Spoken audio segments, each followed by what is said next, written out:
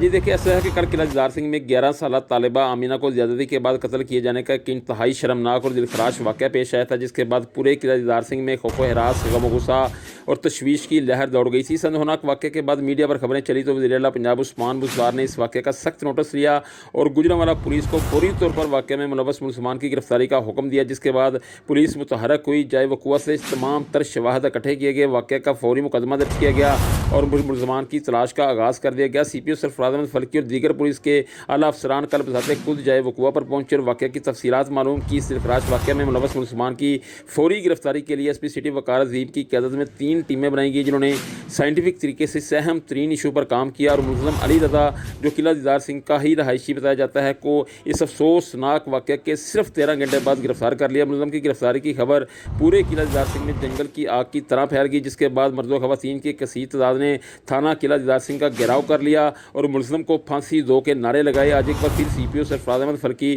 اور R P او راؤ عبدالقدیر قلعہ دیدار سنگھ پہنچے، جہاں وہ مقتولہ آمینہ کے گھر گئے اور لواحقین سے اس واقعے پر گہرے دکھ، غم اور رنج کا اظہار کیا اور ان کو ملزم کو قانون کے مطابق سخت سے سخت سزا دلوانے کا یقین دلوایا۔ پولیس کے مطابق گرفتار ملزم علی رضا نے اپنے گناہ کا اعتراف کر لیا ہے۔ ملزم علی رضا نے مقتولہ آمینہ کو کل سکول سے واپسی پر اغوا کیا تھا اور زیادتی کے بعد قتل کر کے اس کی نعش کھیتوں میں پھینک کر فرار ہو گیا تھا۔ مقامی لوگوں نے کھیتوں میں مقتولہ آمینہ کی نعش دیکھ کر پولیس کو اطلاع کی تھی۔